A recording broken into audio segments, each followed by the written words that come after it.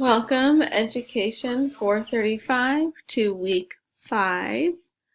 Let's take a look at our syllabus so that we can see our learning objectives and our tasks for this week.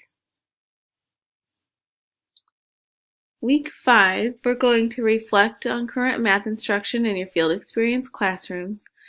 Connect course content to those field experience classrooms to see what's going on in classrooms and draw those connections to what we've been talking about. Grapple with your problem-based task and then differentiate for students. And then implement your intervention group, your tutoring group, based on data built around those best practices that you've been reading about, which continues to meet several different course learning outcomes. And then research and reflect on organizing effective math instruction and integrating assessment. And how we're going to measure those this week is through your discussion board, through your problem-based task, and then in your interactive notebook as we look at your GCLM chapters 5 through 6, and then within your tutoring groups, and then whatever relevant GCLM chapters that meet the academic needs of your tutoring group. So we'll talk more about that. Let's go look at our weekly content and we'll dig into week 5.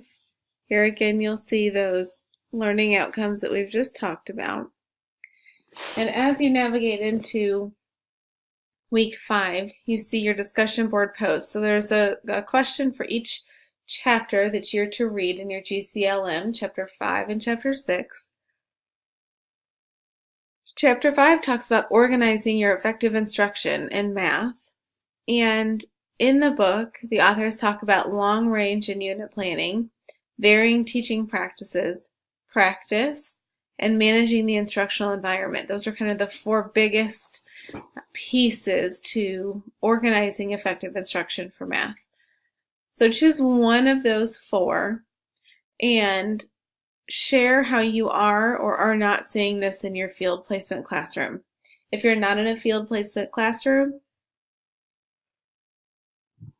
connect it to a previous placement or to a previous experience that you may have had as a student.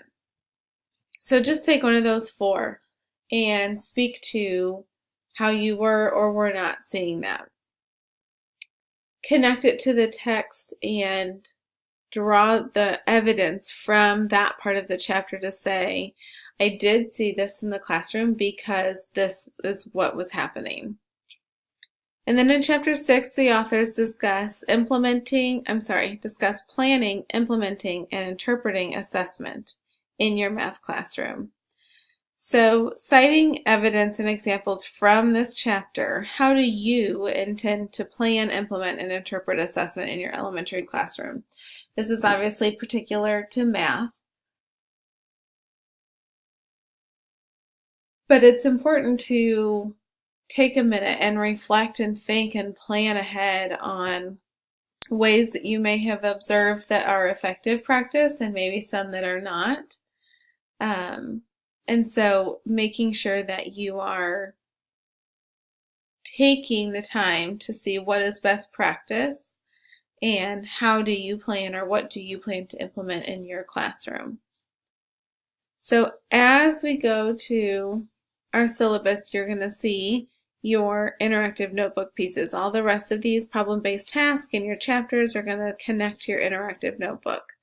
So again, if we go back to our weekly content, because we're going to navigate into that interactive notebook so that you can copy and paste the week 5 information. Let's scroll down and see what we have for week 5.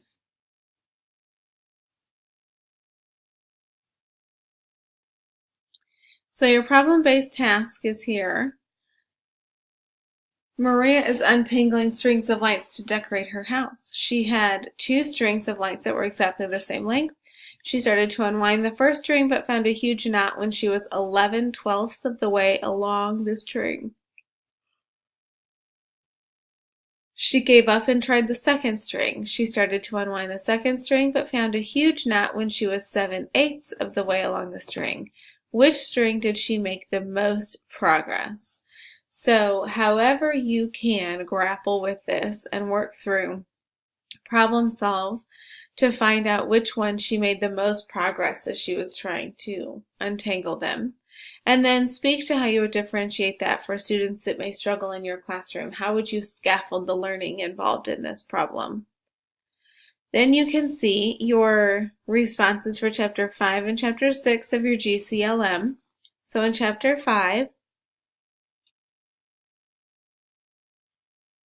the authors discuss 4 varying teaching approaches and want you to list and define in your own words the 7 considerations for managing instructional environment in your math classroom.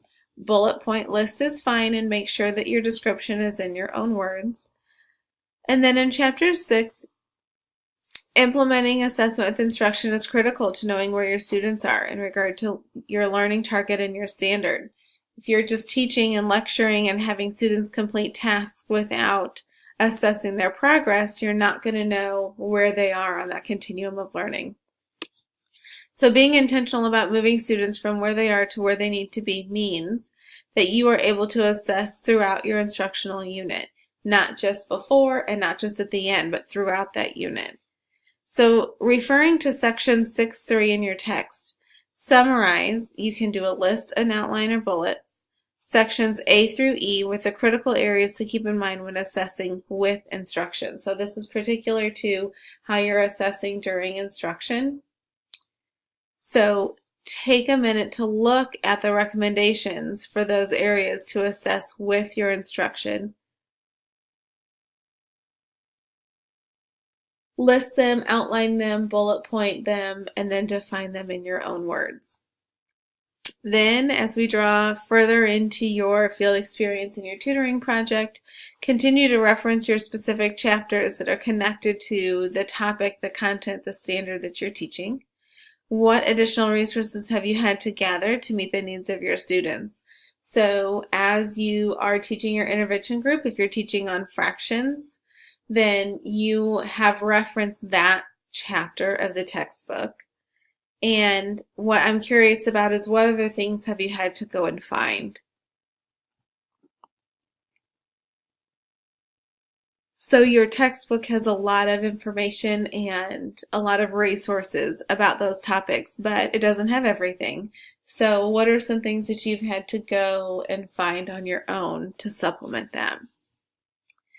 And through doing all of that, you would be able to meet your learning outcomes and complete your tasks for week 5. If you have any questions, please always reach out through email or phone call. Thank you.